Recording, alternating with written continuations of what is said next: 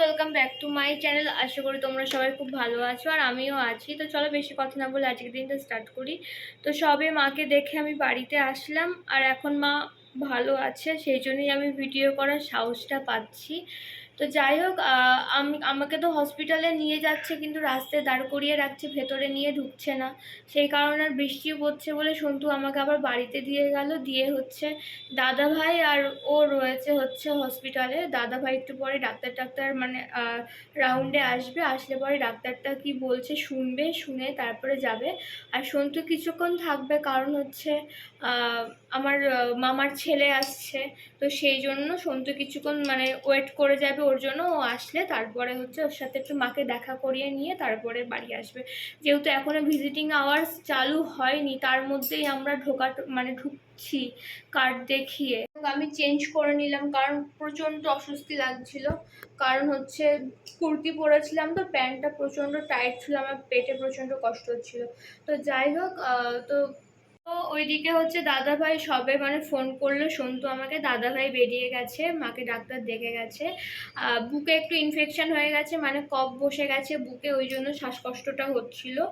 আর হচ্ছে মামার ছেলেও চলে এসছে, ওর সাথে দেখা করিয়ে মা বলছি কেন, সন্তু চলে আসবে হচ্ছে বাড়িতে। আর মায়ের জন্য খাবার পাঠাতে হবে, তো এই বাড়ি থেকে একটু হালকা ওই সেদ্ধ ভাত করে পাঠিয়ে দেবো। কারণ হচ্ছে বাপির আসার কথা ছিল। আর প্রচণ্ড বৃষ্টি হচ্ছে আমাদের এখানে, মানে এখানে চালু হয়নি এখনো, আমাদের বাতকুলায় প্রচণ্ড বৃষ্টি হচ্ছে। ওই জন্য বাপিকে আমি আসতে বারণ করে দিলাম। আমি যেহেতু এখানে আছি, তো সন্তু আর আমার শাশুড়ি মা গিয়ে খাবারটা দিয়ে আসবে। তো আসুক সন্তু, তারপরে সন্তুর কাছ থেকে বাকি কথা শুনি, তারপর তোমাদের আপডেট দেবো। আমাকে ঘর গোছাতে হবে, কারণ আমি বেরিয়ে গেছিলাম সাধের পরের দিনই।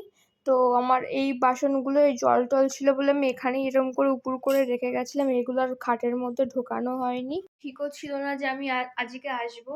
তো সন্তুও কিছু করেনি, কারণ ঠিক করে গুছিয়ে রাখতে পারবে না খাটের মধ্যে কোথায় কি রাখি, মানে কোন সাইডে কি রাখতে হবে। তো ওগুলোও ঠিক করে রাখেনি। তো যাই হোক, এখন আমি ভাবছি এগুলো একটু পরিষ্কার করে নিই, কারণ ঘরের মধ্যে এক সপ্তাহ ধরে এগুলো এইভাবেই পড়ে রয়েছে। ও ছিল না, আমিও ছিলাম না, তো ঠিক করা হয়নি। আর আমি তো আসলে মানে ওখানে থাকবো বলেই গেছিলাম, এই মাসটা আমি ওখানেই থাকবো বলে গেছিলাম। আর ওখান থেকেই হচ্ছে আগের দিন আমি ডাক্তার দেখাতে এসেছিলাম, আমার প্রচণ্ড শরীর খারাপ ছিল। তো মা রাত্রেবেলায় আমার ডাক্তার দেখাতে নিয়ে এসেছিলো। তো আমি সেদিনকেও আসিনি, কারণ বাড়ির চাবি ছিল না। সেদিনকেও যদি আসতাম আমি এগুলো গুছিয়ে রেখে যেতে পারতাম। তো যাই হোক, আমি এখন সন্তু আসার আগে আমি ঘরটা একটু গুছিয়ে নিই। ওই ঘরটা গুছিয়ে নিয়েছি, আর কে এসছে দেখবে আমাদের ঘরে, অনেক দিন পরে দেখাচ্ছি তোমাদেরকে। এইদিকে আছো, আছো। কি হলো, এটা কি হচ্ছে? হ্যাঁ, কি হাগিস বুড়ি? হাগিস বুড়ি, ভালো আছো তুমি? ভালো আছো? কতদিন পরে দেখছি ভালো আছো। ওলে বাবারে, ওলে বাবারে। এদিকে এখন আমি খাচ্ছি হচ্ছে সিমই, আমার ওই যেটি শাশুড়ি বানিয়ে দিয়ে গেছে। তো খুব ভালো লাগে, কারণ একদম খাঁটি দুধের সিমই, তো ওনার ঘরে অনেক গরু রয়েছে, খাঁটি দুধ দিয়ে বানিয়ে দিয়ে যায়।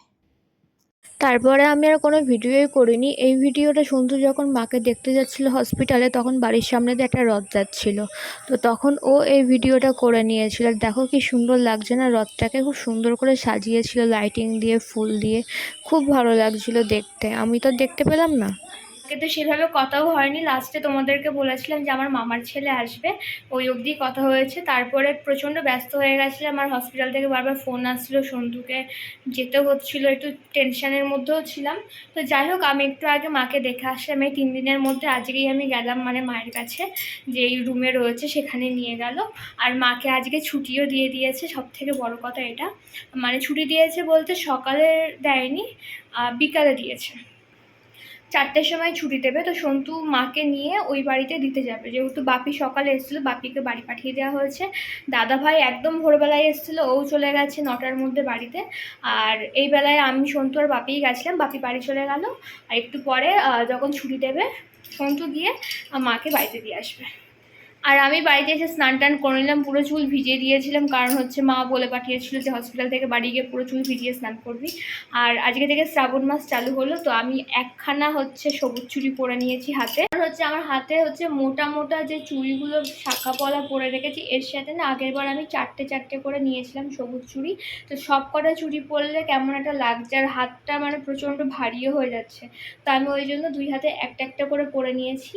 যদি কোনো অসুবিধা হয়ে যায় তাহলে ওইগুলো আবার পরে পরে নিতে পারবো, সেই জন্য। সন্ধেও হয়ে গেছে আর আমার মায়ের ছুটিও হয়ে গেছে। সন্তু কেবল হচ্ছে মাকে বাতকুল্লায় দিয়ে আবার হচ্ছে এখানে আসলো।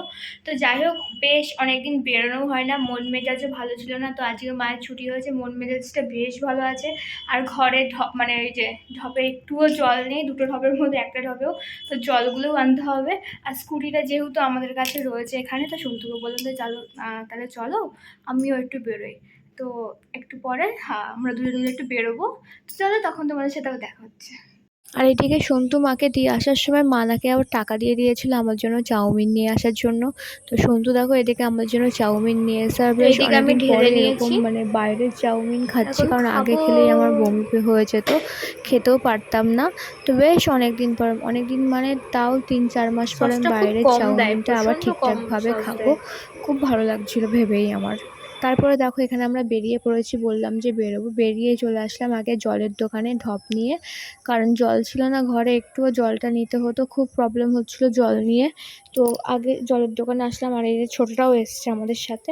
আর ওকে ওই বাড়িতে থাকতে ব্লগটা শেষ করতে পারিনি, তো আমি চলে এসেছি এই বাড়িতে আবার, কারণ সন্তু যাবে পরের ব্লগে, তোমরা জানতেই পারবে সন্তু যাবে হচ্ছে কলকাতায়, সেই জন্য। তো যাই হোক, এই ব্লগটা এই অবধি থাকলো। যদি তোমাদের ভালো লেগে থাকে লাইক শেয়ার কমেন্ট করে সাবস্ক্রাইব করতে কিন্তু একদমই ভুলো না। তো দেখা হবে আবার নতুন একটা ফ্রেশ ব্লগ নিয়ে কাল। তো আজকের মতন টাটা।